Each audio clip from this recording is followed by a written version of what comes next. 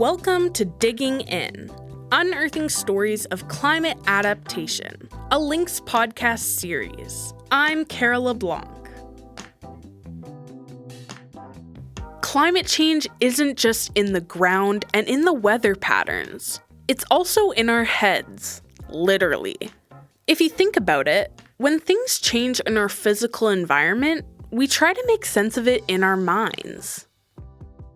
Jobb Arnold, Associate Professor of Psychology and Conflict Resolution Studies, is looking at the psychological and social impact of climate change adaptation. He wants to understand how Zimbabweans understand climate change. I found two of the last empty chairs in the Marpeck Commons mezzanine here at Canadian Mennonite University to sit down with Jobb. All the activity and chatter happening around us faded into the background as I was drawn into our conversation. My particular focus is concerned with how kind of the effects of climate change are impacting both individuals and communities. And then also how that is intersecting with the way people handle conflict. So if it's creating more conflict, if there are kind of robust systems of conflict resolution in place that are working, if there's concerns that are connected to greater kind of resource scarcity and things of that nature. Jobb is using a psychosocial readiness model to measure how people are adapting. One category looks at how much someone understands about what is happening, how prepared they feel, and their connection to faith or a higher purpose. Another category looks at how people deal with uncertainty and the ways people think about climate change.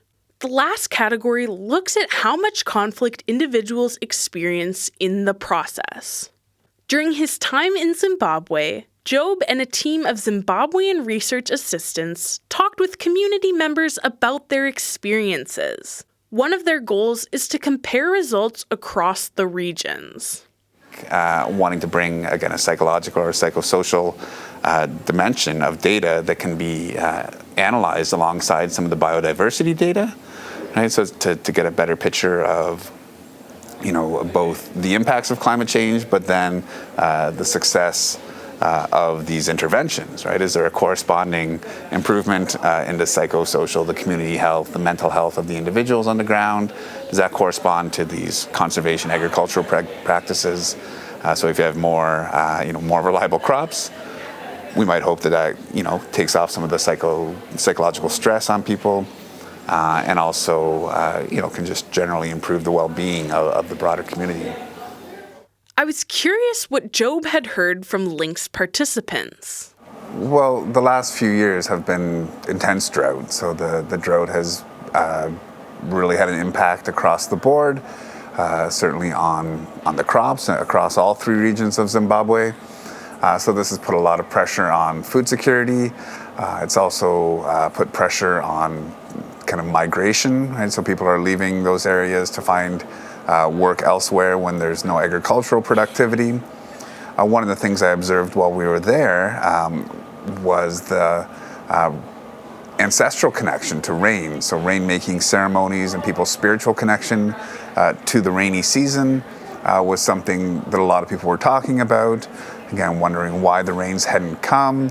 And that was one of the things that came up when we were talking with people, the understanding of what climate change is. And so when we asked, well, why do you think there's a drought? What do you think the rains haven't come? Well, often we would hear people say, well, we stopped doing the ceremonies, we stopped doing these rain-making rituals, and we've lost some of that knowledge. So how does this kind of research support Zimbabweans? Well, my hope is to share their voices, for one. So kind of bring these, again, rural farmers who are directly impacted, bring their voices into the conversation so that they're being heard throughout this. In part, what I'm hoping, to better understand and also kind of contribute to this is how people effectively adapt, right? How do people stay healthy? How can communities stay strong? And how can conflicts be resolved without escalating to a point of greater conflict. So that's my hope. Jobb's experience hearing about rain-making rituals really stuck with me. I was curious to learn more. 2 people I met in Zimbabwe brought up the topic as well. They talked about the tension between traditional religions and other beliefs. In these conversations, I felt like they were grappling with this tension, finding a way to balance different understandings of the world in their own communities. When I visited Binga in northern Zimbabwe, we went to a hot spring where rain-making rituals used to take place. As we listened to the gushing water and felt how hot it really is, our host Bbaido Ndluvu from KMTC, Kulima Mbobumi Training Center, told me more about this place. The hot springs are actually a sacred place where rainmakers would gather and do rain-making ceremonies, appeasing ancestors for rains, as well as consulting ancestors to check with the season for the year. So there was this famous rainmaker called Malila. He was a very great spirit medium that would actually literally physically get into the hot springs, talk to the ancestors, and then when we have a good season, he would emerge with green mealies, pumpkins, cucumbers. So that would actually signify a good season. When he just returns with nothing, then which means that season is more of like a drought, and they would then tell each other the strategies for surviving the season for the next coming year.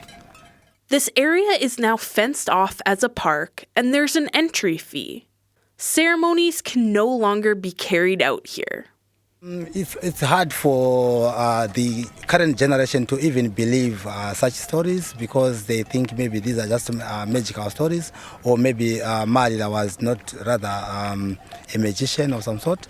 But still, right now, we still have someone who has the spirit of Malila, but of course they cannot perform what Malila was doing, like getting into the hot water and talking to the ancestors there and there. Bbaido explained that because Lynx is committed to Indigenous knowledge systems, KMTC supports community members that still engage in rain-making rituals. They have helped them create spaces to practice these ceremonies. For example, setting up gazebos in the community to provide shade.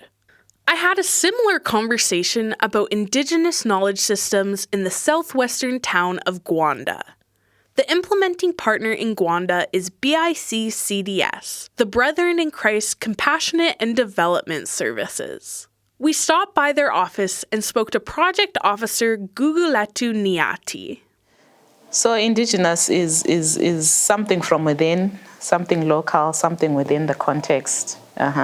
So with regards to climate change, there used to be some things that we used to do in the past, which we are no longer practicing or which we no longer believe in, but they are proven to work, and they are cheap and all that. So we're trying to promote such things, taking care of the bush is one of them. That's why under the project we have the farmer-managed FMNR, farmer-managed natural regeneration of the forests, respecting the forests. Those are practices that the elders used to have. Gugulethu emphasized the role of religious beliefs in understanding climate change and adaptation. So we're talking to the religious leaders and traditional, and they were all saying we serve one God, so God is angry. That's why all this is happening. So these are some of the Indigenous knowledge that we have. And then also there are also some Indigenous knowledge in terms of methods of farming as well, methods of preserving food, methods of preserving seed, and livestock, animals, their traditional ways or indigenous ways of managing that. So we're trying to resuscitate that. So it's something that we don't come bearing as links, but we are reminding the communities, what did you used to do in the olden days? So we want to go back to those nature-based solutions, those natural indigenous solutions. Connecting with many different groups in their community has helped BIC-CDS share adaptation initiatives. So we are talking to the community as a whole. Church leaders can tell their congregation to do this. Traditional leaders can tell their people to do this. They've got a very big influence in terms of, we want them to use their influence for positive nature-based solutions to the problem. So they play a very critical role. And when we go to the communities, we do not say, we are Christians, we believe in Christ. No, what's best for our community? Yeah, we have to respect those differences. People might understand climate change differently, and different forms of adaptation might fit certain communities better. Supporting people where they're at is important.